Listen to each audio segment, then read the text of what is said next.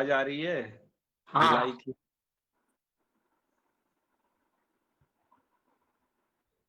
तो शुरू करें? जी। ओके।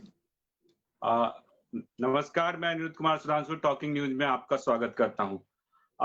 कोरोना के संकट के दौरान जिस जिस तरह की परिस्थितियां हमारे सामने आई हैं, उसमें विद्यार्थियों से जुड़ी हुई समस्याएं भी हैं, जिसको लेकर के ये चर्चा है। और ओपन बुक एग्जामिनेशन एक पद्धति है, हमारे हिंदुस्तान में कोई नई पद्धति नहीं है। प्रमोशन के लिए ये पद्धति ज्यादातर सेवा के क्षेत्र में अपनाई जाती रही है। लेकिन वहां पर जो पद्धति अपनाई जाती है, वहां पर 10-10 साल के अनुभव प्राप्त जो अधिकारी होते हैं, उनके प्रमोशन के लिए ये पद्धति अपनाई जाती रही है। उनके पास 10 साल का एक्सपीरियंस होता है, किताबें होती हैं, तब जाकर के कहीं वो जो है उस परीक्षा के लिए जो है कहिए कि अपीयर होने की स्थिति में होते हैं। लेकिन यहाँ हमारे विद्यार्थियों के सामने अचानक ही एक संकट आ गया है, और उसको किस तरह से निपटा जा सकता है, उसका विकल्प क्या हो सकता है, इन्हीं सब विकल्पों पे चर्चा करने के लिए आज हमारे साथ मौजूद हैं डॉक्टर महेंद्र मीना, जो शिवाजी कॉलेज से हैं, doctor BS Dixit ARSD college से हैं, डॉक्टर सुधांशु कुमार ये स्वामी श्रद्धानंद कॉलेज से हैं। तो चर्चा पर ज्यादा मेरे को बोलने से ज्यादा बेहतर है कि जो लोग हमारे अतिथि हैं वो बोलेंगे, और आप उनको सुनेंगे तो ज्यादा चीजों को समझ पाएंगे। और सबसे पहली जो समस्या है वो, चूंकि बीएस दीक्षित सर से हम बातचीत करेंगे, क्योंकि वो कंप्यूटर से जुड़े हुए रहे हैं और कंप्यूटर पढ़ाते भी हैं, तो उनसे तकनीकी पक्षों पर पहले चर्चा कर लेते हैं कि बीएस दीक्षित सर, क्या आप हमें सुन पा रहे हैं? जी जी जी। सर, सबसे पहले जो मेरा सवाल है आपसे ही है, क्योंकि आप तकनीकी क्षेत्र से ज्यादा जुड़े हुए हैं और कंप्यूटर पढ़ाते हैं।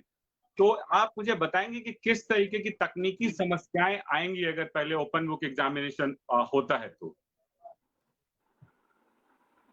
पहले तो मैं सभी साथियों को नमस्कार करता हूं और आपको धन्यवाद देता हूं कि आप लगातार ज्वलंत मुद्दों पर बहस कराते रहते हैं, इसके लिए आपको धन्यवाद। मैं सिर्फ तकनीकी मुद्दों पे ही नहीं और बाकी मुद्दों पे भी बोलना चाहूंगा, लेकिन बिल्कुल आएंगे। पहले आपने जो सवाल पूछा है उसके ऊपर मैं बताऊंगा सर, कि जो थोड़ा सा सबसे स्क्रीन पे पीछे रहने की कोशिश करें, आपका चेहरा पूरा आएगा। जो सबसे आप ये महत्वपूर्ण जो पहलू है वो पहलू है कि जब भी ये ऑनलाइन एग्जामिनेशन का कॉन्ट्रैक्ट किसी कंपनी को दिया जाएगा तो वो थर्ड पार्टी को दिया जाएगा, और थर्ड पार्टी उस जो डेटा हमारे स्टूडेंट्स का, क्योंकि जो एग्जामिनेशन सिस्टम है वो बहुत ही सिक्योर सिस्टम है, बहुत ही इसमें जो है कॉन्फिडेंशियलिटी की जरूरत होती है। तो किस तरीके से वो कॉन्फिडेंशियलिटी को मेंटेन कर पाएंगे, ये जो सबसे बड़ा सवाल है। दूसरा जो सबसे बड़ा सवाल है कि हम अमूमन देखते हैं कि हमारे विश्वविद्यालय के अंदर नॉर्मल टाइम में हम देखते हैं कि हमारा जो सर्वर है वो डाउन रहता है। एडमिशन के टाइम में भी पता लगता है कि जो है साउथ कैंपस से सर्वर डाउन है। तो हमारा जो दिल्ली यूनिवर्सिटी है, यहाँ पर जो स्टूडेंट्स का वॉल्यूम है वो इतना ज्यादा है कि क्या जो सर्वर्स हैं हमारे, वो सर्वर्स उस लोड को जो है झेल पाएंगे, क्योंकि बच्चों का जो एग्जाम 3 घंटे का होगा उसमें आधे घंटे शुरू के वो बच्चे जो है क्वेश्चन पेपर जो है डाउनलोड करेंगे, फिर उसके बाद एग्जाम देंगे, फिर उसके बाद उसको अपलोड करेंगे। तो वो सारा का सारा डेटा जो सर्वर के अंदर जाएगा, तो सर्वर की कैपेसिटी क्या है, उसमें क्या सिक्योरिटी सिस्टम है, वो डेटा कितना सिक्योर होगा, वो थर्ड पार्टी के द्वारा जो है मिसयूज नहीं होगा, ये सब चीजों का जवाब पहले देना चाहिए। लेकिन इन चीजों का जवाब देने के लिए ये बातें जो है एकेडमिक काउंसिल में, एग्जीक्यूटिव काउंसिल में डिस्कस होनी चाहिए, क्योंकि हमारा जो सेक्शन 23 है एक्ट, दिल्ली यूनिवर्सिटी एक्ट का, जिस वहां पर जो है ऑनलाइन बुक एग्जामिनेशन का कोई प्रोविजन नहीं है। तो बिना डिस्कस किए इलेक्टेड प्लेसेस पे जो हमारे वाइस चांसलर साहब हैं इसको जो है इम्पोज कर रहे हैं, पता नहीं किनको खुश करने के लिए ये कर रहे हैं। और जो सिक्योरिटी इश्यूज है कि आप गांव के अंदर अगर आप जाएंगे, साइबर कैफे बहुत दूर दूर है, क्योंकि गांव में, मैं गांव का रहने वाला हूँ। गांव से 1.5 किलोमीटर 2 किलोमीटर दूर जो है साइबर कैफे पड़ता है। वो कभी कभी जो है ऑन भी नहीं होता है, वहां पे फैसिलिटी भी नहीं होती है। तो उस वजह से जो बच्चे जो है रह सकते हैं, एग्जाम जो है बिना दिए रह सकते हैं। दूसरा जो है ये ओपन बुक जो एग्जामिनेशन है, ये डिसऑनेस्टी को बढ़ाएगा, क्योंकि यहाँ पर चीटिंग के चांसेस बहुत ज्यादा है। क्योंकि कौन वहां पर जो है एग्जामिनेशन को लिख रहा है, क्योंकि जो कोड आएगा वो साइबर कैफे के पास आएगा, और वो कोड वो किसी को भी देकर उसको जो है लिख सकता है। तो बहुत सारी इसमें बातें हैं, और इन बातों को डिस्कस प्रॉपर जो प्लेटफॉर्म था वो एकेडमिक काउंसिल और एग्जीक्यूटिव काउंसिल था, जहां पे कोई भी इस सिलसिले में बहस नहीं हुई। जी, बहुत शुक्रिया बीएस दीक्षित सर। मैं महेंद्र मीना सर से पूछना चाहूंगा। महेंद्र मीना सर, क्या आप मुझे सुन पा रहे हैं? जी सर, आप बताइए कि सामाजिक रूप से जो पिछड़े हुए छात्र हैं या जो सुदूर बैकग्राउंड के छात्र हैं, उनके सामने किस तरह की समस्याएं आएंगी इस ओपन बुक एग्जामिनेशन की वजह से? सबसे पहले तो आपका बहुत बहुत धन्यवाद कि आपने इतने इम्पोर्टेंट इश्यू पे बातचीत करने के लिए ये प्लेटफॉर्म मुझे प्रोवाइड कराया, और मेरे दोनों साथी दीक्षित जी और सुधांशु जी के साथ मेरे भी अपने व्यू रहेंगे इसमें। अनिरुद्ध जी, इसमें मुद्दे बहुत हैं। ये सबसे पहले तो ये है कि बच्चों ने दिल्ली यूनिवर्सिटी में एडमिशन हमारे ट्रेडिशनल पैटर्न के हिसाब से लिया था। पहला मुद्दा तो यही है। स्क्रीन पे थोड़ी पीछे रहें सर आप। पहला मुद्दा तो यही है कि बच्चों ने पेन और पेपर के माध्यम से एग्जाम में हो, इसी से एडमिशन लिया था। दूसरा इशू, हमारे देश में नहीं पूरे विश्व में मुझे लगता है कि दिल्ली यूनिवर्सिटी सबसे बड़ा यूनिवर्सिटी है, जिसमें 8 लाख के करीब बच्चे इनरोल्ड है। वो चाहे रेगुलर मोड हो, चाहे एनसी वेब हो, चाहे एसओएल हो। और इन 8 लाख में से करीब 50% से ज्यादा बच्चे वो हैं जो मार्जिनलाइज सोसाइटी के हैं, जिन्होंने अपनी शिक्षा के लिए अच्छे मार्क्स लाके हमारे यहाँ आ तो लिए, वो ट्रेडिशनल वे में एग्जाम दिया था। आज तक उन बच्चों ने कंप्यूटर तक नहीं देखा। आज वो कॉलेज लाइफ में आ गए, लेकिन उन बच्चों ने कंप्यूटर नहीं। उन बच्चों के पास बहुत मतलब 40-45% बच्चे हैं जिनके पास एंड्रॉयड फोन नहीं है। जब एंड्रॉयड फोन नहीं है तो इंटरनेट कनेक्टिविटी नहीं है। वो बच्चे जो पूरे हिंदुस्तान के गांवों से आके यहाँ एडमिशन लेते हैं, उनके पेरेंट्स उनको दिल्ली का पढ़ने का खर्चा ही दे पाते हैं, इससे ज्यादा नहीं दे पाते। वो भी बहुत सख्ती से कम खर्च में वो बच्चे एजुकेशन लेते हैं। तो मार्जिन खासतौर से SC, ST, OBC, EWS, PWD, women's, इनके लिए तो बहुत बड़ा चैलेंज है।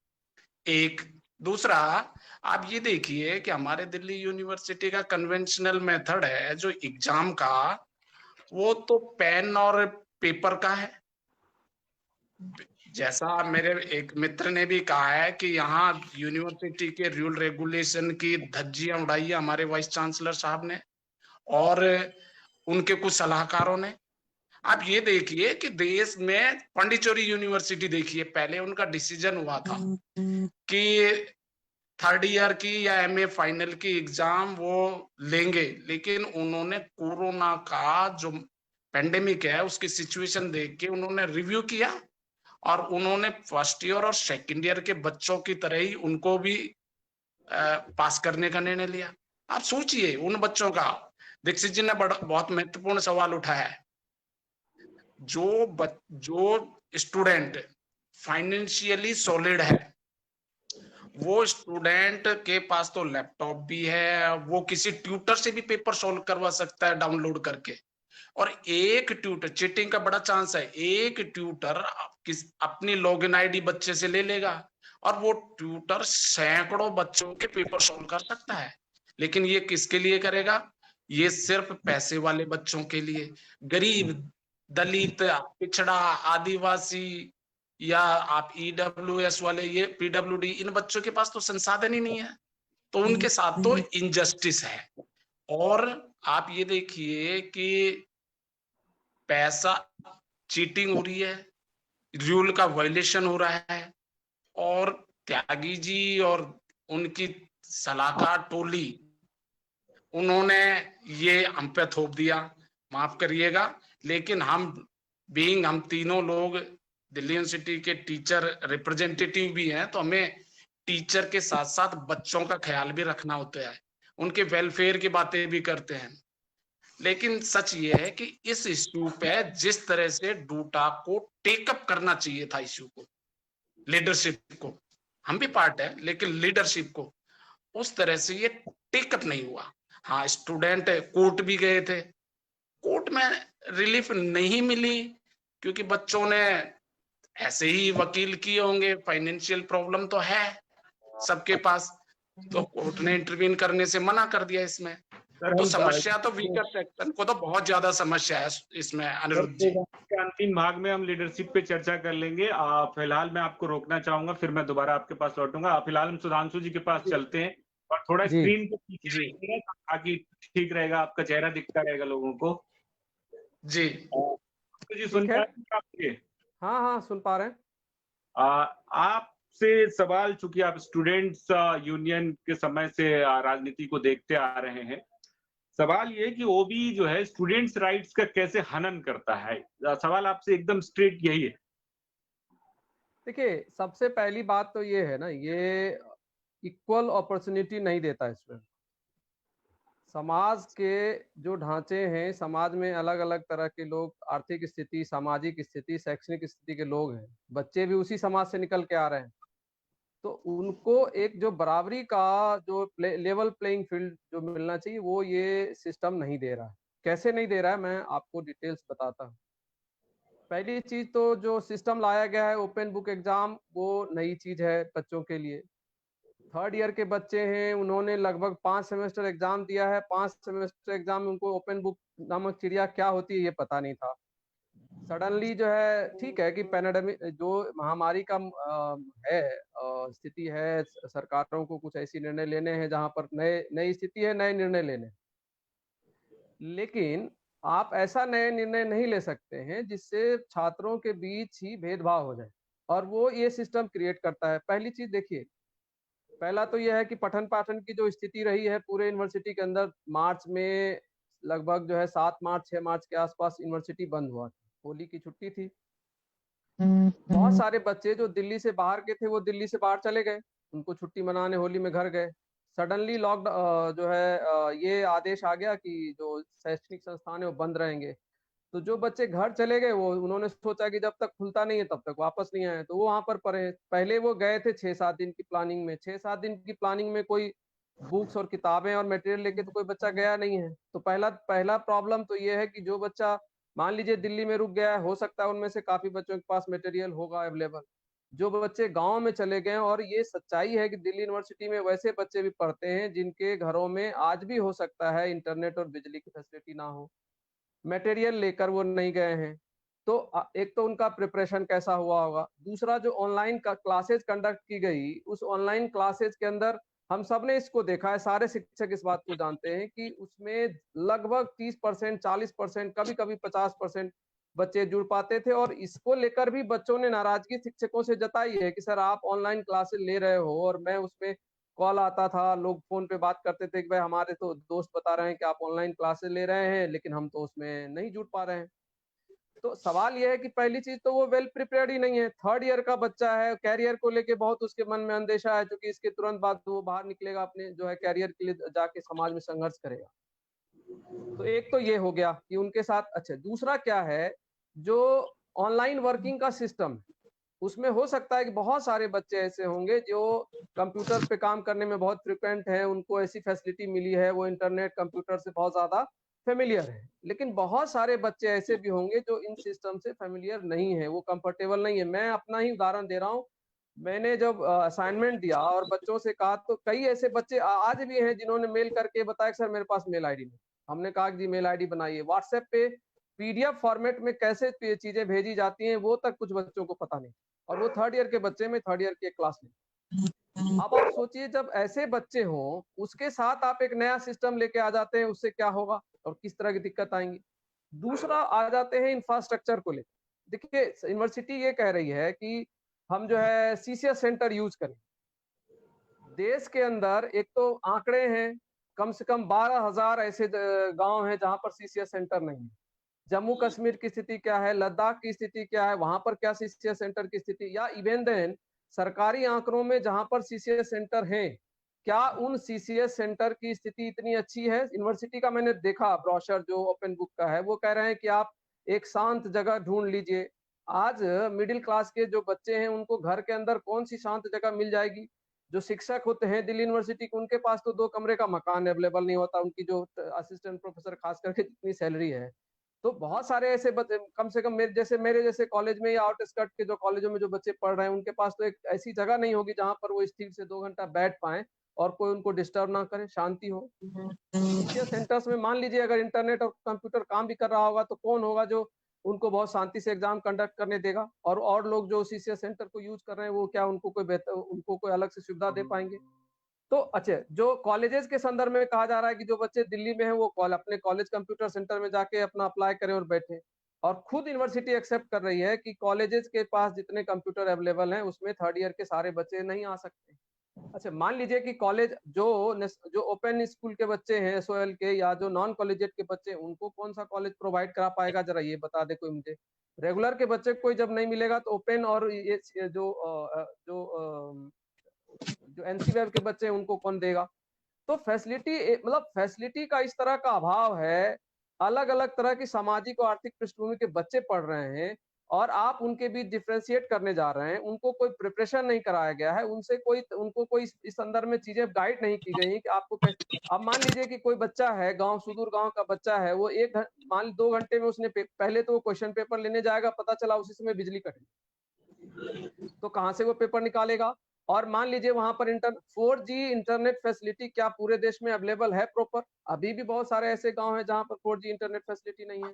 और अभी दिल्ली में आप बहुत सारे ऐसे कोने ढूंढ सकते हैं जहां पर प्रॉपर जो है 4G नहीं चल रहा है। तो अगर मान लीजिए कि कोई क्वेश्चन निकालने के लिए बच्चा बैठा, उसका पता चला 1 घंटा तक उसका क्वेश्चन ही नहीं निकला जी। और क्वेश्चन निकला, फिर उसने एग्जाम जो इन्होंने तीन टाइम शेड्यूल दिया है, 7:30, 11:30 और 3:30 का। पता चला कोई किसी बच्चे ने 3:30 बजे ऑफ किया और 3:30 बजे वहां बिजली चली गई, 3:30 बजे किसी का इंटरनेट चला गया। 2 घंटे फिर अगर मान ली उसने एग्जाम दिया और 1 घंटे में अपलोड करने की कोशिश की, 1 घंटे तक बिजली और ये नहीं रहा, तो वो बच्चा तो पैनिक हो जाएगा। वो आप दरअसल यूनिवर्सिटी जो कर रही है, वो बच्चों के अंदर एक खौफ पैदा कर रही है और बच्चे डरे हुए, सहमे हुए कि उनका कैरियर जो है स्टेक पे लगा दिया है यूनिवर्सिटी। और अब आप देखिए कि इस तरह की चीजें जो डिसीजंस हुए, सबको पता है 4 लाख बच्चे जो है यूजी और पीजी मिला के फाइनल ईयर के बच्चे हैं। जो दिल्ली यूनिवर्सिटी, मेरे ख्याल में इतना ज्यादा बच्चा देश की किसी यूनिवर्सिटी में नहीं होगा। तो इस यूनिवर्सिटी को बहुत सेंसिबल तरीके से कोई डिसीजन करना चाहिए। अभी महेंद्र जी बता रहे थे कि पांडिचेरी में अभी न्यूज है, हरियाणा स्टेट ने भी इसको कैंसिल किया है। जो वो भी एग्जाम कंडक्ट कराना चाह रहे थे, उन्होंने भी कह दिया है कि हम एग्जाम कंडक्ट नहीं कराएंगे, हम उनको प्रमोट कर देंगे। तो ये बेसिकली जो है, जिनके पास मतलब जो सुविधा संपन्न बच्चे हैं और जिनके पास सुविधा नहीं है, उन बच्चों के सामने विभेदकारी है ये पूरा का पूरा डिसीजन। और ये बहुत दुर्भाग्यपूर्ण है। आपको मैं बता दूं, इसका जो दुष्परिणाम होगा, मान लीजिए 3 बच्चे जो हैं या 5 बच्चे, 10 बच्चे, 100 बच्चे ऐसे होंगे जिनका पेपर अपलोड नहीं हो पाएगा। वो बच्चा क्या अपना कैरियर दांव पे लगने देगा? क्या वो कोर्ट नहीं जाएगा? क्या यूनिवर्सिटी अननेसेसरी का लीगल बैटल में नहीं फंसेगी? और इस डिसीजन, सबसे बड़ी बात ये है, पूरी दुनिया आज भाई दिल्ली यूनिवर्सिटी बहुत सारी मीटिंग कर रही है ना, एकेडमिक काउंसिल और एग्जीक्यूटिव काउंसिल को क्यों उठा के फेंक दिया है वाइस चांसलर। और वाइस चांसलर की जो मनमानी है, अन्य चीजों में ये तत्परता उनकी नहीं दिखती। बहुत सारे सजेशन, बहुत सारे सुझाव यूनिवर्सिटी प्रशासन को दिए गए कि आप क्या कर सकते हैं, क्या नहीं कर सकते हैं। जब सेकेंड ईयर और फर्स्ट ईयर के बच्चे हैं, मतलब जो 4th सेमेस्टर और 2nd सेमेस्टर के बच्चे हैं, उनको हम प्रमोट कर सकते हैं, उनको हम लास्ट ईयर के ग्रेड के आधार पे हम उनको मार्क्स दे सकते हैं। तो थर्ड ईयर का बच्चा तो 5 सेमेस्टर एग्जाम दे चुका है, उसका ऑलमोस्ट स्क्रीनिंग हो चुका है कि उसका मेरिट लेवल क्या है, उसकी कॉम्पिटेंसी क्या है। 5 सेमेस्टर में क्या वो जज नहीं हो पाया वो बच्चा? तो अगर उसको हम इस 5 सेमेस्टर के एग्जाम के रिजल्ट के आधार पे जज करके अगर रिजल्ट दे देंगे तो कौन सी परेशानी आ जाएगी? और आप सोचिए जिस तरह अभी अभी लौटेंगे आपके पास जो है दोबारा, मैं बीएस दीक्षित जी के पास जा रहा हूँ, जरा उनसे कुछ और पहलू है। बीएस दीक्षित सर, क्या सुन पा रहे हैं आप हमें? जी जी जी। सर, मैं आपको एक छोटी सी पहले बात बता दूं कि पिछले दिनों कॉमर्स के रामजस कॉलेज के कॉमर्स के वेबसाइट पे जब जा रहे थे बच्चे डिपार्टमेंट में, तो वहां लिखा रहा था कि साइट हैक। मान लीजिए कि एग्जाम के दौरान अगर साइट हैक हो जाती है तो उस स्थिति में यूनिवर्सिटी क्या करेगी? जो बहुत सारे बच्चे एग्जाम नहीं दे पाएंगे। हैकिंग की समस्या से निपटने के लिए क्या कुछ यूनिवर्सिटी ने इंतजाम किए हैं, या तकनीकी रूप से इसका क्या उनके पास विकल्प है? अगर मान लीजिए कि किसी तरीके से सफल नहीं हो पाता है वो भी ऑनलाइन एग्जामिनेशन, तो क्या पेन पेपर एग्जामिनेशन का विकल्प डूटा रखने वाली है क्या? धन्यवाद सवाल पूछने के लिए, लेकिन इस सवाल पे आने से पहले मैं कुछ जवाब भी देना चाहूंगा। और जस्ट आपने बताया कि मैं साइंस से बिलोंग आदमी हूं, तो थोड़ा साइंटिफिक इसको टच दूंगा बातों को। तो पहले मैं महेंद्र मीना जी की बात करता हूं कि इस देश के अंदर जो डिजिटल डिवाइड है उसका अगर डेटा आप देखेंगे कि 82% पॉपुलेशन 130 करोड़ की, जिसके पास कोई भी इंटरनेट एक्सेसिंग नहीं है। जो 1.2% पॉपुलेशन है जिसके पास टेलीफोन है नॉर्मल, 5.5% जो पॉपुलेशन है जिसके पास मोबाइल ब्रॉडबैंड है, और 12% जो है ऐसे लोग हैं जिनके पास कंप्यूटर है। डूटा ने इसके बाद 23 मई को एक सर्वे कराया। उस सर्वे के अंदर आप देखिए कि 6.7% स्टूडेंट थे जिनके पास कोई इंटरनेट कनेक्शन नहीं था, और 8.3% स्टूडेंट थे जिनके पास कोई मोबाइल, लैपटॉप और कंप्यूटर नहीं है। तो जिन लोगों को ये भ्रम होता है कि फीस इतनी बढ़ा दीजिए, जिन लोगों को ये भ्रम होता है कि ऑनलाइन एग्जाम कर दीजिए, ये प्रूफ होता है कि हमारा जो नेशनल डेटा है, जो डिजिटल डिवाइड का डेटा है, उससे भी बच्चे जो है हमारे दिल्ली यूनिवर्सिटी के अंदर पढ़ने आते हैं। और जहां तक सफल होने की बात है तो वो सफल नहीं हो सकता, क्योंकि ये पॉपुलेशन हमारे पास है और ये बच्चे ये एग्जाम नहीं दे पाएंगे। जो दूसरी बात थी हमारे मित्र सुधांशु जी ने उठाई कि जो एसी और ईसी की बात, एक जमाना था कि जब सिस्टम डिसेंट्रलाइज था, कोहेशन बहुत ज्यादा था, कपलिंग बहुत कम थी, टॉप टू बॉटम अप्रोच था, ऑटोमेटिक चीजें होती थी, हर महीने एकेडमिक काउंसिल की मीटिंग होती थी। लेकिन आज टॉप डाउन अप्रोच है, आज डिपेंडेंसी ज्यादा है, हर नीचे वाला ऊपर से डिपेंडेंट है और पूछता है, और उसकी वजह से कपलिंग बहुत लो है, कोहेशन बहुत लो है, और कपलिंग बहुत ज्यादा बढ़ गई है।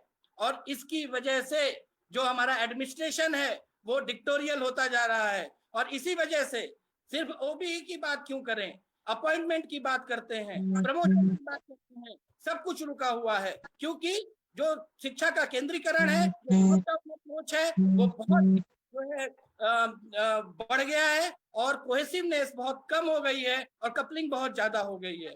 इस बात को समझने की जरूरत है। डूटा की जहां तक बात है, तो डूटा ने जो है जो भी एफर्ट हो सकता था वो सब किया। 6 मई 2020 को जो है यूनिवर्सिटी ने जो है वर्किंग ग्रुप बनाया, जिसके अंदर कोई डिफरेंटली एबल्ड बंदा नहीं, कोई जो है एसी रिप्रेजेंटेटिव नहीं, कोई स्टूडेंट रिप्रेजेंटेटिव नहीं। इसके बाद डूटा ने जो है 8 मई को चिट्ठी लिखी, और इस चिट्ठी को पूरी तरह से इग्नोर कर दिया गया। दिल्ली विश्वविद्यालय किसके इशारों पे काम कर रहा है, मैं ये कहना चाह रहा हूं। उसके बाद 11 मई 2020 को डीन एग्जामिनेशन ने फीडबैक के लिए डिफरेंट प्रिंसिपल्स को कॉलेजेस में और स्टेक होल्डर्स को चिट्ठी लिखी कि आप फीडबैक दीजिए, और 13 मई को वो हेड को पेपर बनाने के लिए चिट्ठियां दे देता है कि आप ओबीई पैटर्न पे पेपर बनाइए। उसके बाद 14 मई को नोटिफिकेशन आ जाता है। तो आप सर ये देखिए, कौन से लोग थे, ये कौन से लोग थे जिन्होंने पूछा? विश्वविद्यालय का कितना कितना कैजुअल अप्रोच है कि वो नोटिफिकेशन 11 मई को निकालता है और जो है उसके बाद जो है 14 मई को नोटिफिकेशन निकाल देता है, फीडबैक के लिए 5 दिन की जरूरत देता है। तो डूटा ने स्टूडेंट्स को अपने कॉन्फिडेंस में लिया और स्टूडेंट्स के साथ, क्योंकि ये लड़ाई जो ओपन बुक एग्जामिनेशन की है, अगर स्टूडेंट्स आपके साथ नहीं आएंगे तो आप इस लड़ाई को जीत नहीं सकते। अब मैं आपके सवाल पे, आपका जो क्वेश्चन है उस पर आता हूँ कि अगर साइट उस दौरान हैक हो गई तो क्या होगा। हैकिंग के लिए एल्गोरिथम्स होती हैं, उसके लिए एक्सपर्ट्स होते हैं और वो तुरंत समस्या सॉल्व नहीं होगी और वो बच्चा जो है एग्जाम देने से रह जाएगा। रह जाने की स्थिति में क्या करेंगे?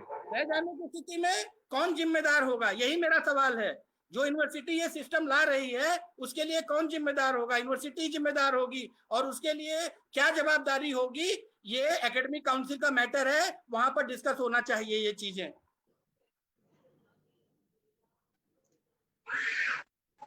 एकेडमिक काउंसिल का सर मेंबर होने के नाते जो है आपने सेक्शन 23 की बात की थी। जी हेलो हाँ जी, हाँ जी, हाँ जी।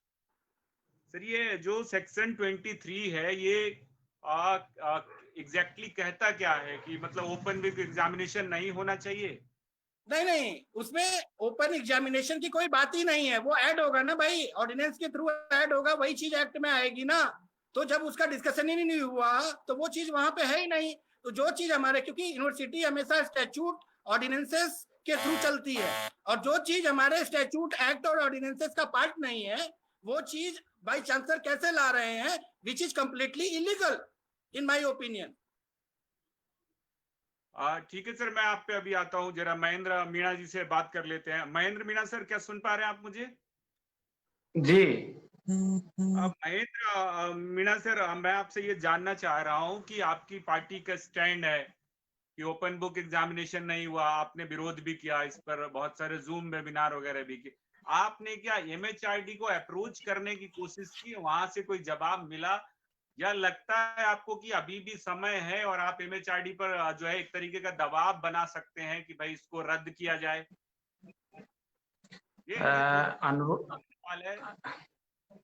अनिरुद्ध जी, पहले तो मैं आपको ये बता दूं कि यूजीसी ने जो नोटिस दिया था पहले यूजीसी ने अपना कैलेंडर दिया था, उस कैलेंडर के हिसाब से उन्होंने कहा था कि थर्ड ईयर की क्लासें, फर्स्ट ईयर और सेकेंड ईयर जो बच्चे हैं, सेकेंड ईयर थर्ड ईयर क्लासें अगस्त से सितंबर से फर्स्ट ईयर की।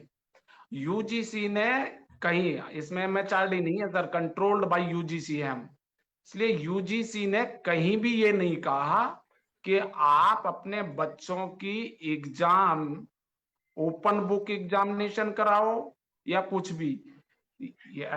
यूनिवर्सिटी ऑटोनोमस बॉडी है, जब पांडिचेरी सेंट्रल यूनिवर्सिटी ये डिसीजन ले सकती है तो व्हाई नॉट दिल्ली यूनिवर्सिटी।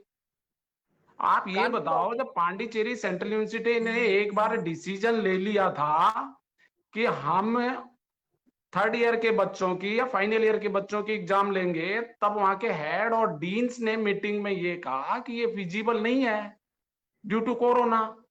तो उन्होंने रिव्यू करके अपना सारा कुछ बदल दिया। एक एमएचआरडी या यूजीसी अपना डिसीजन ऑटोनोमस में इंटरवीन नहीं करती है। हमारे वाइस चांसलर साहब अनिरुद्ध जी कैसे काम कर रहे हैं, जैसे आपको भी पता होगा, इससे पहले एक वाइस चांसलर साहब थे हमारे यहीं। पर सर ऑटोनॉमस जो है वो ऑटोक्रेटिक ना हो जाए, ये भी तो ध्यान रखना होगा ना। सुनो तो सही पहले, प्रोफेसर सिंह ने भी FYUP Delhi university student, Delhi university teacher, Delhi university के कर्मचारी के अगेंस्ट में जाके FYUP यहां लॉन्च किया। हाँ, वो बात अलग है कि हमारे शिक्षकों का एक धड़ा दिखाने के लिए अपोज करता था, लेकिन वही धड़ा उसको इंट्रोड्यूस करा रहा था। खैर वो दूसरी बात है। तो हमारे त्यागी जी सेम वही काम कर रहे हैं, डिक्टेटरशिप वाला। स्टूडेंट के जब फर्स्ट ईयर और सेकंड ईयर के बच्चों को प्रमोट करके पास कर सकते हैं तो थर्ड ईयर के क्यों नहीं? फर्स्ट ईयर वाला बच्चे को तो सिर्फ 1 सेमेस्टर असेस किया है हमने, मात्र 1 सेमेस्टर। सेकेंड ईयर वाले बच्चे को 3 सेमेस्टर असेस कर लिया, और फाइनल ईयर में जो बच्चा है उसका 5 सेमेस्टर असेस कर लिया। और सीबीसीएस में तो सीजीपीए सिस्टम है, बहुत इजी है बच्चे को प्रमोट करना। लेकिन मैंने आपको पहले कहा, यूजीसी इसमें इंटरव्यू नहीं करेगी, ऑटोनोमस बॉडी है। हम टीचर, शिक्षक, टीचर, कर्मचारी और स्टूडेंट, इस चीज को हम सुधारें। हमें जितना प्रेशर बन सके, हमारे वाइस चांसलर साहब और उसके जो सो कॉल्ड एडवाइजर है, जो एडवाइस देते हैं, उनको भी हमें प्रेशराइज करना चाहिए। स्पेशली प्रोफेसर विनय जी हैं जो डीन ऑफ एग्जामिनेशन, उनको भी सोचना चाहिए कि या ये फिजिबल है। आप ये बताइए, ओपन बुक एग्जामिनेशन का कॉन्सेप्ट हिंदुस्तान में कब पहले नहीं रहा, कोई प्राइवेट यूनिवर्सिटियों में रहा है। इसका एक सीधा सा है कि प्रॉक्टर की उसमें आपके कॉलेज में ही एग्जाम होगी और इन्विजिलेटर होंगे, ओपन बुक का वो कॉन्सेप्ट होता है। लेकिन मानते हैं पेंडेमिक सिचुएशन है, इसलिए प्रमोशन जब फर्स्ट ईयर सेकेंड ईयर का करते हैं तो उसी लेवल पे हमें थर्ड ईयर या मास्टर्स के फाइनल ईयर वालों को भी करना चाहिए। हमने एचआरडी से या यूजीसी से, एचआरडी इसमें इंटरव्यू नहीं, यूजीसी से हमने बात की है, तो उन्होंने कहा हमने बाय फोर्स नहीं कहा, इंस्टीट्यूशन को फ्री रखा है कि इंस्टीट्यूशन कैसा कर सके। हमने ऐसा नहीं है, जो प्रोफेसर डीपी सिंह जी से भी बात की, प्रोफेसर डीपी सिंह जी कहते हैं हमने किसको इंस्ट्रक्शन नहीं दिया, ऑल सेंट्रल यूनिवर्सिटीज वो ऑटोनोमस बॉडी है। जब हरियाणा स्टेट ये डिसीजन ले सकता है, पांडिचेरी ये ले सकते हैं। आज की ही खबर है, महाराष्ट्र में भी एग्जाम नहीं हो रही आज के न्यूज़पेपर में। पहले वहां एग्जाम का था, तो महाराष्ट्र में, हरियाणा में, पांडिचेरी में नहीं हो रहा। जब दिल्ली में सबसे ज्यादा कोरोना है, तो हमारे वाइस चांसलर साहब इस चीज को सोचना चाहिए। हमारे डीन, हमारे हेड, हमारे एकेडमिक काउंसिल के मेंबर, हमारे एग्जीक्यूटिव काउंसिल के मेंबर, हमारे कोर्ट के मेंबर, हमारे डूटा के इलेक्टेड मेंबर ये सजेशन देते हैं, उन सजेशंस को मानना चाहिए हमारे वाइस चांसलर साहब। लेकिन बहुत डिक्टेटरशिप में काम कर रहे हैं, कोई सजेशंस नहीं मान रहे। अब आप जैसे कि देखिए सर, मैं आपसे पूछना चाह रहा हूँ कि अब एग्जामिनेशन की डेट शेड्यूल आ गए हैं, बच्चे परेशान हैं, बार बार आपको भी फोन आ रहे होंगे कि हमें सर ये बता दीजिए, वो बता दीजिए, हम कैसे करेंगे ये सब। एक कहिए कि उनके दिमाग में बहुत कुछ तनाव सा पैदा हो रहा है इस चीज को लेकर के। बहुत बच्चे परेशान हैं, वो डेली मैसेज भी करते हैं। अगर मन नहीं मानते हैं, शेड्यूल आ चुका है एग्जाम के लिए, अगर मान लीजिए कि यूनिवर्सिटी प्रेशराइज कर देती है, उस स्थिति में क्या करने वाले आप? अनिरुद्ध जी, मैं आपको वही चीजें बता रहा हूँ कि प्रोफेसर दिनेश सिंह ने FIUP इसलिए इंट्रोड्यूस किया था, बोले 4 साल बच्चा करेगा तो बाहर जाके ब्रिज कोर्स नहीं करना पड़ेगा, और जिस बच्चे को 3 साल की डिग्री चाहिए वो पास कोर्स की लेके चला जाएगा। त्यागी जी ने भी कुछ बच्चों को जो बहुत रईस ज्यादा घर के हैं या बहुत पैसे वाले हैं, उनको खुश करने के लिए ये ओपन बुक एग्जामिनेशन का कॉन्सेप्ट ला रहे हैं। और ये कह रहे हैं, क्योंकि हमने डीन ऑफ एग्जामिनेशन से भी बात की थी और भी अथॉरिटी से बात की, उन्होंने कहा जो बच्चा यदि ओपन बुक एग्जामिनेशन नहीं दे पाता है ड्यू टू इंफ्रास्ट्रक्चर कहिए, ड्यू टू उसके पास लैपटॉप, इंटरनेट, ये फैसिलिटीज, ड्यू टू जो अभी दिल्ली से बाहर गए उनके पास स्टडी मटेरियल है, उनके, तो वो कह रहे हैं कि जब यूनिवर्सिटी खुलेगी तब उनकी हमारे ट्रेडिशनल वे में हम एग्जामिनेशन लेंगे। लेकिन ये इनजस्टिस है बच्चों के साथ टोटल इनजस्टिस है। हम फिर भी डूटा या हम तो ट्रेड यूनियन के लोग हैं, तो आखिरी दम तक अपना दाव खेलते हैं। उन्होंने अपनी डेट शीट दे दी, हम जिस दिन एग्जाम इनकी डेट शीट के हिसाब से होगी उस दिन तक हम कोशिश करेंगे कि कन्वेंशनल मेथड में हमारे एग्जामिनेशन हो और उसी से ये फॉलो अप हो। तो हम कोशिश करेंगे। लीडरशिप में कुछ कमियां हैं, लेकिन उसको हम आप जैसे लोग मिलके ही उसको सुधारेंगे। इतना ही मेरा जी, कहना था। लौटेंगे और सुधांशु जी के पास चलते हैं। सुधांशु जी सुन पा रहे हैं आप हमें? जी जी। सुधांशु जी, सवाल आपने जो है स्टूडेंट्स राइट को लेकर के बहुत सारी बातें कर ली हैं। एक ट्रेडिशनल मेथड ऑफ एग्जामिनेशन और जो ओबीई है, इसमें आपको बेसिक अंतर क्या दिखाई पड़ता है? थोड़ी सी संक्षिप्त में करें, फिर दूसरा सवाल आपसे ही है मेरा इससे जुड़ा हुआ। नहीं, पहली बात तो ये देखिए, ओपन बुक एग्जाम की जरूरत नॉर्मली यूनिवर्सिटी सिस्टम के लिए नहीं है।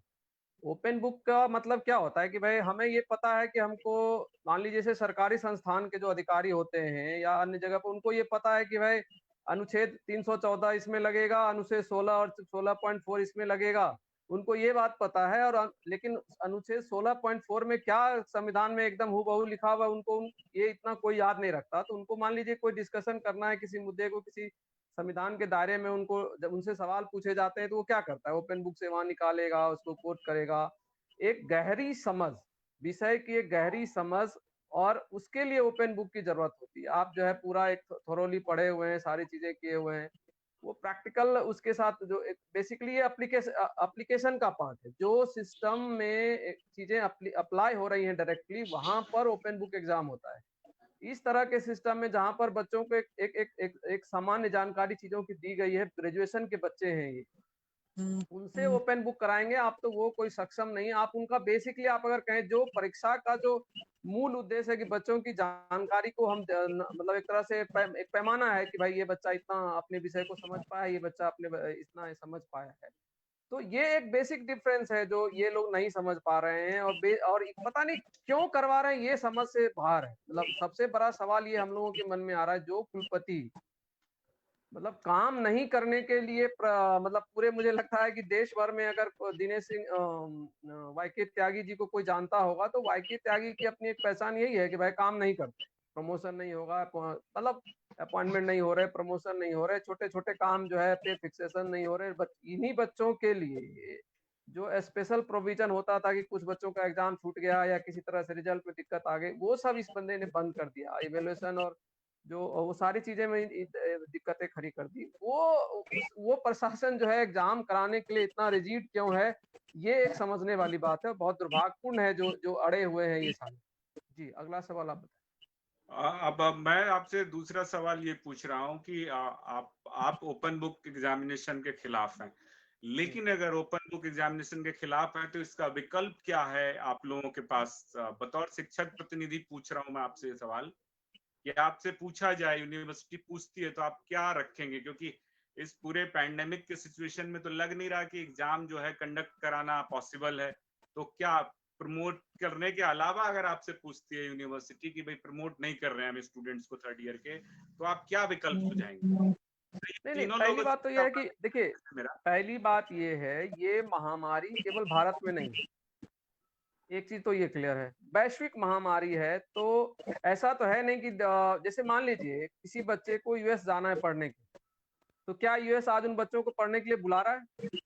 किसी को ब्रिटेन जाना है पढ़ने के लिए, थर्ड ईयर का बच्चा है, फाइनल रिजल्ट करके आगे मान लीजिए हायर एजुकेशन लेना चाहता है, तो पूरे पूरे वैश्विक स्तर पे ये चीजें बंद है ना।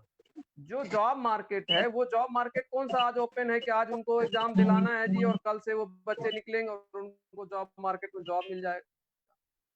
जब सब कुछ लगभग लगभग ठप है, तो ये हड़बड़ाहट क्यों है? पहली चीज तो ये है। एक बात, शुरू शुरू में तो हम लोग ये समझ पा रहे थे कि हो सकता है कि मान लीजिए एक सर्टेन टाइम ले लें हम, और उसके बाद जुलाई से या अगस्त के महीने से जैसे एग्जाम होते थे उस तरह से बिठा के कर। लेकिन अभी जो हालात है वो संभव नहीं है, क्योंकि ये महामारी और तेजी से बढ़ रही है और दिल्ली की हालत सबसे ज्यादा वर्स्ट हो चुकी है, ये अब हम सबको पता है। तो वो तो अब संभव है नहीं। अभी तो लोग दिल्ली छोड़ छोड़ के अपने अपने जो नेटिव प्लेस में अगर है उनका कोई, तो वो जा रहे हैं। तो वहां से कोई बच्चा आए या जो दिल्ली में रहे बच्चा, उनको फिजिकली अपेयर होने के लिए कहना वो अपने आप में तो संभव है। लेकिन सवाल यह है कि प्रमोट क्यों ना किया? क्या दिक्कत है प्रमोट कर देने में? जब आप अब जैसे मान लीजिए जो इंटरनल असेसमेंट हुआ, भाई 25% होता है ना इंटरनल असेसमेंट, कोई छोटी चीज तो नहीं है। इस पूरे 15 सालों से दिल्ली यूनिवर्सिटी में इंटरनल असेसमेंट का प्रोसेस है, 25% मार्क्स हम उस इंटरनल असेसमेंट के थ्रू देते हैं। तो आप एक असाइनमेंट दीजिए जी, उनका क्लास टेस्ट तो कंडक्ट नहीं हुआ, फाइनल ईयर के बच्चे हैं उनके लिए क्लास टेस्ट कंडक्ट नहीं हुआ।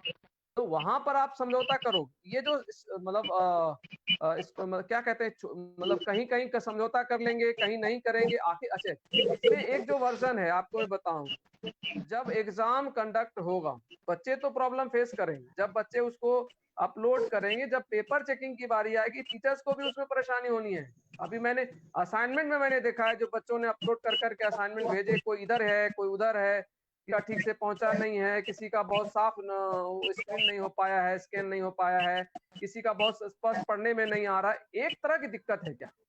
तो सवाल यही है, ऑप्शन सिंपली अगर आज के जो हालात हैं और जो परिस्थितियां हैं, क्लियर कट है कि उन बच्चों को यहाँ प्रमोट करने की बात नहीं है, फाइनल रिजल्ट देना है। 5 सेमेस्टर कम नहीं होता है किसी बच्चे के कैलिबर को, किसी बच्चे के जानकारी के स्तर को नापने, तो उसके आधार पे इनको रिजल्ट देना चाहिए, उसमें कोई दिक्कत नहीं आएगी और कोई परेशानी भी नहीं आएगी। अभी इसमें एक चीज देखिए जो अभी सर ने बता दिया, मैं एक चीज अभी, हालांकि पॉलिटिकल डिस्कशन की जरूरत नहीं थी, केरल में एक बच्ची ने आत्महत्या की, सबके सामने है, उस बेचारी के पास स्मार्टफोन नहीं था और वो ऑनलाइन क्लासेस नहीं ले रही थी, उसने आत्महत्या की।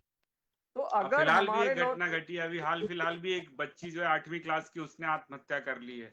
जी, तो सवाल ये है, देखिए जो ये बातें कही जा रही है कि भाई दिल्ली यूनिवर्सिटी ऑटोनोमस है, देखिए इसमें तो बहुत लंबा चौड़ा डिबेट हो जाएगा, कितनी ऑटोनॉमी दिल्ली यूनिवर्सिटी की बच्ची है या किसी समय भी देश के कम किसी हो रहा है केंद्रीय, हमारे पास, तो थोड़ा शॉर्ट में मैं ही बस डिस्कस लास्ट कर कह रहा हूँ, किसी थोड़ा भी थोड़ा केंद्रीय विश्वविद्यालय की ऑटोनॉमी कितनी बची हुई है, सीबीसीएस लागू हो गया तब ऑटोनॉमी कहाँ गया था, फाइनेंशियल रूप से जब क्रश किया जा रहा है तब ऑटोनॉमी कहाँ है, आज की डेट में कोई डिसीजन करने के लिए जो 2016 मार्च की चिट्ठी है उसमें ऑटोनॉमी कितनी बच गई है, वो सारी चीजें डिबेट और डिस्कशन की बात है। और ऑटोनॉमी तो तब भी थी जो जिस एफवाईपी की चर्चा हो रही थी, एक ऑर्डर से एफवाईपी वापस भी हो गया, तब भी ऑटोनॉमी की बात थी, तो ये एक अलग मुद्दा है, उस पर हम नहीं जाते। लेकिन अगर 4 लाख बच्चों के जीवन पे संकट लाने की बात आ रही है, 4 लाख बच्चों के बीच पैनिक क्रिएट करने की बात आ रही है, आपको पता है दिल्ली यूनिवर्सिटी, अभी आप हम लोग दूसरे जगह की चर्चा करें, अरबिंदो कॉलेज के बच्चे ने सुसाइड किया है इसी प्रेशर में आके, अरविंदो कॉलेज दिल्ली यूनिवर्सिटी के अंदर आता है। तो अगर बच्चे इतने प्रेशर में आ रहे हैं तो सरकार को इंटरवीन करना चाहिए, सरकार को इंटरवीन करना चाहिए। यूजीसी ने बाकी इंस्ट्रक्शन दिए ना पेंडेमिक के लिए, बाकी सारे इंस्ट्रक्शन दिए, क्या सेशन होगा, एकेडमिक सेशन क्या होगा, कैसे कॉलेज खुलेंगे, कब एडमिशन होगा, ये सारी चीजें आई कि नहीं आई? तो इसी तरीके से एकदम क्लियर कट इंस्ट्रक्शन इसके अंतर्गत भी आ सकता था कि भाई आप जो है सिंपली फाइनल ईयर के बच्चों को 5 साल के सेमेस्टर के ऊपर ये आप रिजल्ट दीजिए, इसमें कोई दिक्कत चलिए, नहीं है। आपका कहना ये है कि 5 सेमेस्टर के असेसमेंट के आधार पर उनको प्रमोट कर दिया जाए। जी बिल्कुल, प्रमोट कर दिया जाए, 5 सेमेस्टर के आधार पे उनका सीजीपीए डिसाइड करके उनको एक मार्क्स दे दिया जाए। और उसमें पहले भी चर्चा आई है कि बच्चों को इवन अगर बच्चों के लहजे से सोचे हम, तो बच्चों को ऑप्शन दिया जा सकता है कि 5 सेमेस्टर में आप कौन सा एक सेमेस्टर है जिसको आप चुन लीजिए कि जी ये हमारा रिजल्ट इस सेमेस्टर में बेस्ट था और हमको उसी के आधार पे हमको मार्क्स देते, वो भी कर सकती है यूनिवर्सिटी, एक बेहतर रिजल्ट होगा। अभी भी थोड़ा सा लीनियंट होकर टीचर्स मार्किंग कर रहे हैं असाइनमेंट वगैरह में। बीएस दीक्षित सर, क्या सुन पा रहे हैं आप हमें? बिल्कुल सुन रहे हैं। सर, मैं आपसे एक सवाल पूछना चाह रहा हूं कि जो ये ओबीई है, एक्चुअली में मुझे बतौर मेरा अपना अनुभव हो सकता है, आप शिक्षक प्रतिनिधि के तौर पर कैसा अनुभव करते हैं, शिक्षक तो अलग बात होती है। ओबीई एग्जामिनेशन जो है वो ग्रेजुएशन के बच्चों के लिए है ही नहीं, इसका जो फॉर्मेट है वो हायर एजुकेशन के ज्यादा करीब नजर आ रहा है, ग्रेजुएशन की जा रही है। आप इस पर क्या कहना चाहेंगे? मैं सुन नहीं पाया। मैं आपको ये कह रहा हूँ कि ओपन बुक एग्जामिनेशन जो है वो ग्रेजुएशन के बच्चों के लिए है ही नहीं, अगर आप देखें उसे तो देखिए के तौर पर आप देख सकते हैं, जहाँ एमफिल लिखे जाते हैं, जहाँ पीएचडी लिखे जाते हैं, आई गॉट इट होते हैं। हाँ जी, पहले मैं क्योंकि मैं बहस को कंप्लीट होना चाहिए, तो सबसे पहले जो ऑनलाइन एजुकेशन है और जो हमारा जो ऑफलाइन एजुकेशन है, ब्लैक बोर्ड टीचिंग है, दोनों में कोई कंपैरिजन ही नहीं है। ये तो एक सपोर्टिंग है, जो आपका ऑनलाइन एजुकेशन है दैट इज द सपोर्टिंग, क्योंकि वहाँ इंटरेक्शन नहीं है। जिस लेवल का इंटरेक्शन जो है हमारी ब्लैक बोर्ड टीचिंग के अंदर है वो नहीं है। तो दूसरी चीज मैं ऐड करना चाहता था, वो ये ऐड करना चाह रहा था कि आप इसको ऑनलाइन एजुकेशन को एनपीई से जोड़िए। एनपी जो है, न्यू एजुकेशन पॉलिसी जो है, उसके अंदर ऑनलाइन एजुकेशन का प्रोविजन आ चुका है। और उस ऑनलाइन एजुकेशन के प्रोविजन की वजह से अभी हमारी जो फाइनेंस मिनिस्टर है, उन्होंने घोषणा की कि जो हमारे 100 इंस्टीट्यूशन होंगे जो 100% डिग्री ऑनलाइन कोर्सेज के अंदर देंगे, जिससे हमारे जो अमेरिकन कई जो प्राइवेट प्लेयर्स थे, उन्होंने उससे प्रशंसा भी व्यक्त की। तो खेल क्या है, ये खेल सबको समझ में आ रहा है। और दिल्ली यूनिवर्सिटी एक प्रयोगशाला बन रही है, और उस प्रयोगशाला के अंदर जो है ये एक अवसर है, और इस अवसर को टेस्ट किया जा रहा है। ये चीज। दूसरा क्वेश्चन आपने पूछा, ओपन बुक एग्जामिनेशन जो है, ओपन बुक एग्जामिनेशन में ये कहूंगा कि वर्ल्ड में कई जगह ओपन बुक एग्जामिनेशन होता है, लेकिन उसके लिए एक प्रॉपर ट्रेनिंग होती है, टीचर्स को, स्टूडेंट्स को एक प्रॉपर ट्रेनिंग होती है। और जब ओपन बुक एग्जामिनेशन होता है तो उसी के हिसाब से वो बच्चे ट्रेंड होते हैं और उनको कोई समस्या नहीं होती है। हम जो है हम जिस तरीके से, जिस पैराडाइम के तहत बच्चों को पढ़ा रहे हैं, बच्चे उसी तरह पढ़े हुए हैं और उनको बिल्कुल भी इसमें ट्रेनिंग नहीं है। तो वो बच्चे जो है सफर करेंगे अगर जो है ओपन बुक एग्जामिनेशन इस तरीके से यहाँ पर लागू होगा तो। और ये तो दिल्ली यूनिवर्सिटी है। आप देखेंगे सीबीएसई के समय में भी जब 11th और 12th में बच्चे बहुत ज्यादा थे, तो मार्केट ओरिएंटेड जो है एजुकेशन को ज्यादा बढ़ावा दिया जा रहा था। क्या दिल्ली यूनिवर्सिटी जो है उसकी प्रयोगशाला की तरफ बढ़ रही है क्या, कि मार्केट ओरिएंटेड बनाया जाए इसको ज्यादा से ज्यादा? बिल्कुल, जो न्यू एजुकेशन पॉलिसी है उसके अंदर जो है पूरी तरीके से प्राइवेट प्लेयर्स को, जितनी भी सेंट्रल यूनिवर्सिटीज है उनके अंदर ऐड की, वो एंटर कर जाएंगे। जिस तरीके से एडजंक्ट प्रोफेसर बाहर से आएंगे, कोलैबोरेशंस होंगे, लेवल फील्ड क्रिएट होगा, तो डेफिनेटली वहां प्रॉब्लम आनी है और प्राइवेट प्लेयर्स एंटर करेंगे। अनिरुद्ध, एक इम्पोर्टेंट इशू में रखना चाह रहा हूँ। जी, हम चर्चा करेंगे थोड़ा शॉर्ट में, क्योंकि अब हम समझिए कि रनिंग राउंड में चल रहे हैं हम इस समय की। अब थोड़े जवाब लेंगे आपसे। महत्वपूर्ण बिंदु शायद उठा है, लेकिन उसको थोड़ा और क्लियर करने की जरूरत है। अब फिर जब चर्चा होगी, फिलहाल हम महेंद्र सर, आप सुन पा रहे हैं मुझे? जी बोले। मैं कह रहा हूँ कि सर, जो ओपन बुक एग्जामिनेशन है, ओपन बुक एग्जामिनेशन किस तरीके से, जैसे करप्शन की बात हो रही थी, अभी बच्चों ने क्या किया है कि आपको जब असाइनमेंट भेजे होंगे तो फर्स्ट पेज पे उन्होंने अपना रोल नंबर लिखा, पीछे के पेजेस जो है उन्होंने अपने फ्रेंड्स से लिए और आपको भेज दिया उन्होंने। तो एक सिंडिकेट नहीं खड़ा हो जाएगा अगर ये होता है तो? जैसे कि चर्चा में कुछ लोग पहले कह चुके हैं, लेकिन आपको लग नहीं रहा कि जानबूझ करके इस तरीके का सिंडिकेट बनाने की कोशिश हो रही है जो करप्शन को बढ़ावा दे ओबीई के थ्रू? देखिए, ये बात तो सच है कि जब मार्च के बाद से जब क्लासें हुई तो गूगल मीट और जूम पे क्लास हुई, तो मैं आपको वही बताना चाह रहा था कि 50% बच्चे का टर्न आउट हो रहा था। मैं ऑनर्स पढ़ाता हूँ, साइंस पढ़ाता हूँ, ओनली 50% स्टूडेंट का टर्न आउट हो रहा था। इससे आप समझ लो सब करना चाह रहा था क्लास, लेकिन उनके पास वो चीजें नहीं है, लैपटॉप, मोबाइल। और वो अब जो आपने कहा ये सच है कि बच्चे जब असाइनमेंट देते हैं इस तरह से, जो प्रोविजन अभी बना रखा था इस बार पेंडेमिक के चक्कर में, सारे तो नहीं है लेकिन कुछ बच्चे तो होते हैं जो असाइनमेंट का सेम है, आपस में एक दूसरे में शेयर कर लेते हैं। 2-4 बच्चे आपने जो सवाल उठाया वैसे भी है, कवर पेज चेंज करके उन्होंने असाइनमेंट दे दिए। लेकिन बहुत सारे ऐसे भी बच्चे हैं, एक ने बनाया, उसने उसको पीडीएफ का फॉर्मेट भेज दिया, उसने उसकी कॉपी की, भेज दिया हम टीचर्स को। ये तो इसमें कोई फाइनेंशियल वो नहीं है, पर चीटिंग है। जहां तक ओपन बुक एग्जामिनेशन की बात है, ये मैं पहले भी कह रहा हूँ, बता दूं, मान लीजिए आपका साइंस फाइनेंशियल वाले, मैं जी बोलिए, आप बोलिए। मैं वही कह रहा हूं कि अभी तक स्टूडेंट तक का तो फाइनेंशियल नहीं, लेकिन मेन एग्जामिनेशन होगा अब ओपन बुक एग्जाम में। ये सच है, इसमें करप्शन होगा। एक ही आदमी 100 लोगों की लॉगिन आईडी ले लेगा, एक कोई भी, और ये हमारे दिल्ली यूनिवर्सिटी के टीचर नहीं होंगे, ये होंगे जो कोचिंग संस्थाएं चलाते हैं, जो ट्यूटर हैं। हमारे दिल्ली यूनिवर्सिटी का एक भी शिक्षक ऐसा काम नहीं करता। ये करेंगे कि 100 बच्चों की लॉगिन आईडी ली और बोला हर बच्चे को 2000 रुपए पर पेपर, तो वो एक ही लिखेगा और उनकी लॉगिन आईडी पे रोल नंबर डिफरेंट, उनका नाम लिख के वो ही सबमिट कर देगा। यूनिवर्सिटी स्टूडेंट की लॉगिन आईडी देखती है, उसको किसने सबमिट किया यूनिवर्सिटी वो नहीं देखती।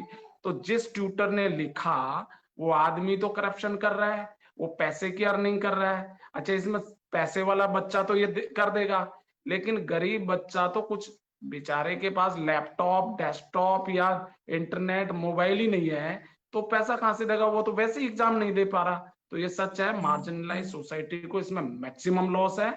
और ये सुधांशु जी ने कहा, ये बिल्कुल असमानता है और करप्शन इससे रहेगा। और हमारी क्रेडिबिलिटी, हमारे यूनिवर्सिटी की जो सीक्रेसी पैटर्न है एग्जामिनेशन, उस पर डायरेक्ट क्वेश्चन मार्क है।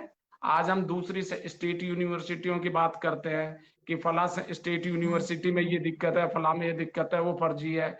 लेकिन धीरे धीरे ये चीजें हमारी दिल्ली यूनिवर्सिटी, जो प्रेस्टिजियस यूनिवर्सिटी है पूरे देश में, अंतरराष्ट्रीय लेवल पर जानते हैं, उस पे भी लोग क्वेश्चन मार्क उठाएंगे।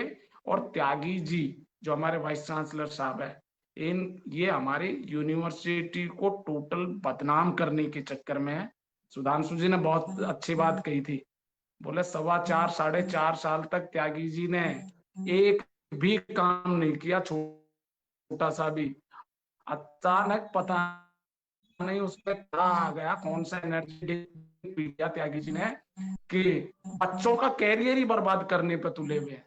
जो चाहे त्यागी जी हो, चाहे आप हो, चाहे हम हो, शिक्षक हो, कर्मचारी, स्टूडेंट वेलफेयर, उनको हम फैसिलिटेट करते हैं कि बच्चे सीखे, हमारे देश के फ्यूचर है ये। तो मैं तो यही चाहूंगा कि इससे, यही कहूंगा कि इससे चीटिंग होगी, फाइनेंशियल अर्निंग होगी लोगों की जो बाहर ट्यूटर और कोचिंग संस्था चलाते हैं, और हमारे दिल्ली यूनिवर्सिटी की क्रेडिबिलिटी पे भी एक क्वेश्चन मार्क रहेगा, एग्जामिनेशन सिस्टम पे भी एक क्वेश्चन मार्क रहेगा। जी, धन्यवाद महेंद्र जी। सुधांशु जी जी, बहुत सारी बातें हो चुकी हैं, छोटी छोटी 2-3 बातें जो है आप यही मुद्दा मैं एक्चुअली बोलना चाह रहा था। महेंद्र जी ने काफी कह दिया है, 2-3 चीजें मैं खाली जोड़ देता हूँ इस इशू पे की जो देखिए, सवाल ये है कि ये महामारी ये ठीक है, वक्ती मामला है, अभी आया है, खत्म हो जाएगा, लेकिन क्या इसकी वजह से किसी यूनिवर्सिटी को इतना बदनाम कर दिया जाए, इतना करप्ट साबित कर दिया जाए?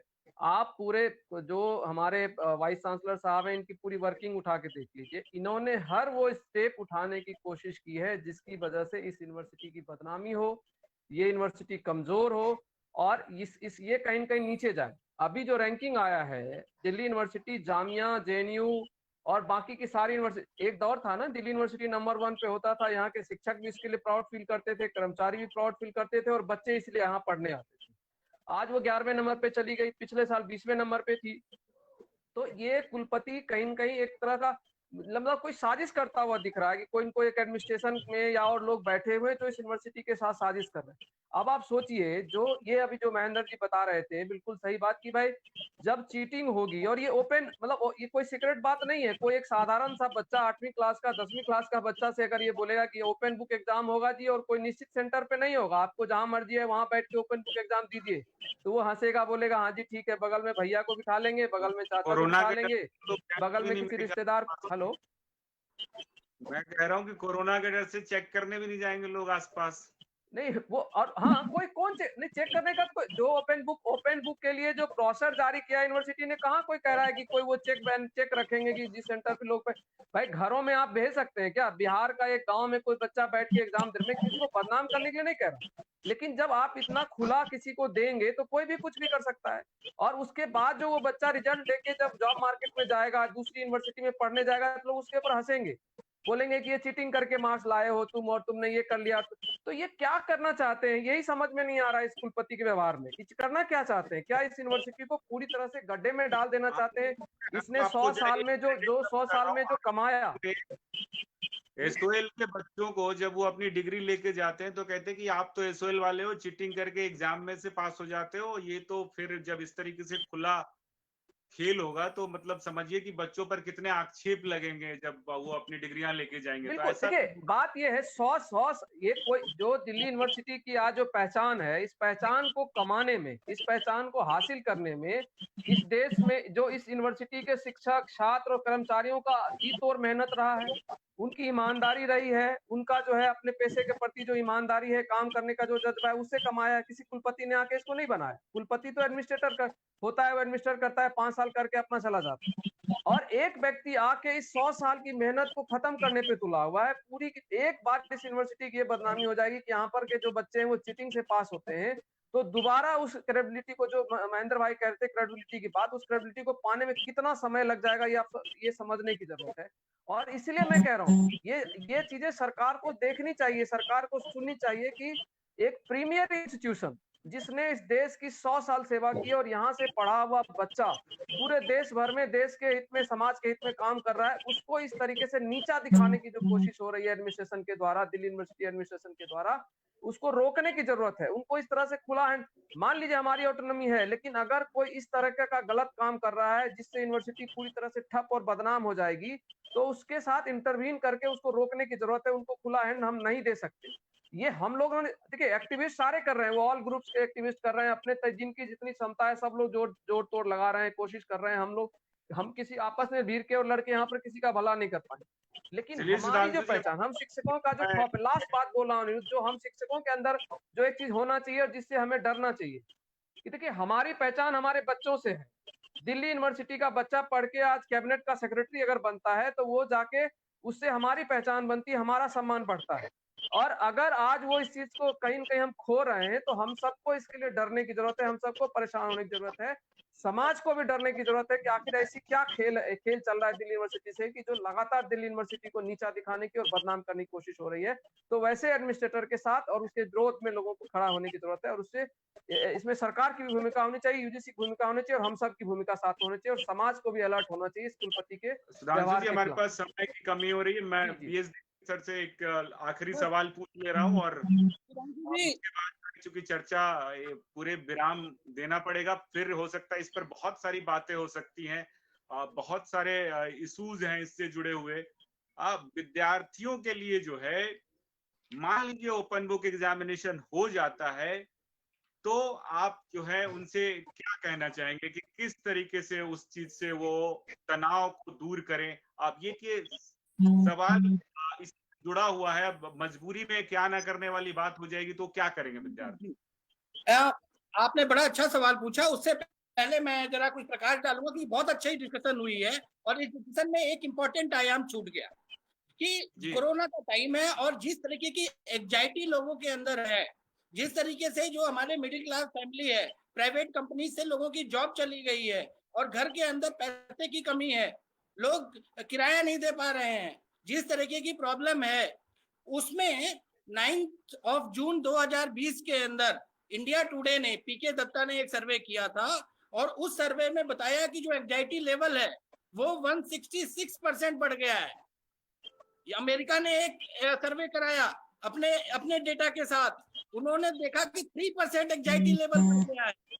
और डूटा ने जो सर्वे कराया उसमें बताया कि 85% स्टूडेंट्स और उनके पेरेंट, क्योंकि 52,000 साइज था, वेरी गुड साइज, तो जो इसमें पैटर्न आ रहा है वो बहुत सही आ रहा है कि 85% स्टूडेंट्स और उनके पेरेंट्स चाहते नहीं है कि एग्जाम हो। तो जो सोल्यूशन हमारे महेंद्र मीना भाई और सुधांशु जी ने बताया कि इंटरनल असेसमेंट पिछले साल का जो सीजीपीए है उसके हिसाब से मार्किंग करें, महाराष्ट्र ने भी कैंसिल कर दिया, सबने कैंसिल कर दिया। दूसरी बात, हम एक्टिविस्ट हैं, हम लास्ट मोमेंट तक हार नहीं मानेंगे।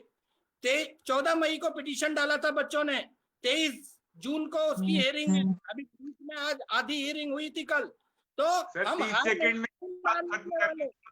खत्म हो रहा है। अब ये लंबा डिस्कशन चल सकता है, इस पे हम आगे भी आप लोगों से चर्चा करेंगे। देखा है ये जब भी देखा है एक शेर है प्रियांशु भाई, हमें लगता है कि फिर से एक और चर्चा रखनी पड़ेगी, तब जाके बातें जो है पूरी तरीके से खत्म हो पाएंगी, नहीं तो इस पर बातें। भाई एक शेर है, एक शेर से खत्म करूंगा।